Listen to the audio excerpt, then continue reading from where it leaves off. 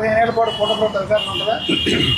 పవన్ కళ్యాణ్ గారు 15 ఏళ్ల పాటు కూటమి ప్రభుత్వం ఉంటుందన్నారు. కానీ మాకు చిన్న డౌట్ ఎప్పుడో వచ్చింది. ఎందుకనంటే ఫస్ట్ ఎలక్షన్ 6 నెలలు ఉందనగానే గవర్నమెంట్ మాదే చీలుతో చెండాడుతుంటే మాకు అవగాహన లేదు. మేమంతా భ్రమలో ఉంటాం. మా జగన్మోహన్ రెడ్డి మేమంతా ఏంటంటే మా గవర్నమెంట్ వచ్చేసింది, ప్రజలు ఎక్కడికి వెళ్ళి నిరాశ పలుకుతున్నారు, తప్పట్లో దరువులతో డ్యాన్సులు వేస్తున్నారు, ప్రజలు ఊహెత్తున వస్తున్నారు, మేము వచ్చేసింది అనుకోను. కానీ ఈ మోసం జరిగిద్దని ఎవడూ ఊహించాల. మోసం చేసి వచ్చారు కాబట్టి రేపు కూడా మోసం చేయని ఆలోచన ఉందేమో కాబట్టి మీరు ముందుగా అట్లా చెప్తున్నారు.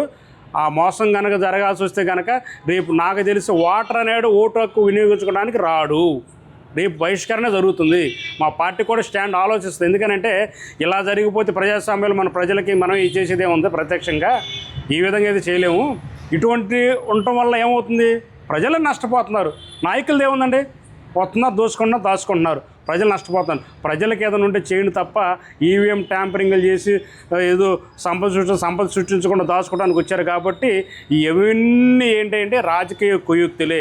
జగన్మోహన్ రెడ్డి అనే సింగిల్ వ్యక్తిని ఢీకొనలేక ఆయన మీద చేసే అవాకులు చవాకులు తప్ప, డైవర్షన్ పాలిటిక్స్ తప్ప, మీరు ప్రజాస్వామ్యంలో ప్రజలకు సర్వీస్ చేయండి, మెప్పు పొందండి, బ్యాలెట్ ద్వారా ఎన్నుకోబడండి. అప్పుడు నిజమైన నిఖసైన రాజకీయ నాయకుడు, నిఖసైన పార్టీ ఏది, అదే సింగిల్గా రండి. ఎవరైనా సరే, పవన్ కళ్యాణ్ కావచ్చు, బీజేపీ కావచ్చు, చంద్రబాబు నాయుడు కావచ్చు, సింగిల్గా జగన్మోహన్ రెడ్డి అనే వ్యక్తిని ఎదుర్కోండి, బ్యాలెట్ పేపర్ ద్వారా ఎన్నికలుగా ఓటింగ్ ప్రకటించండి. అప్పుడు ఏంటో చూడండి. అప్పుడు ప్రజలు ఎవరు పట్టం కట్టారో క్వశ్చన్ అండ్ ఆన్సర్ మీకే తెలిసిపోతుంది.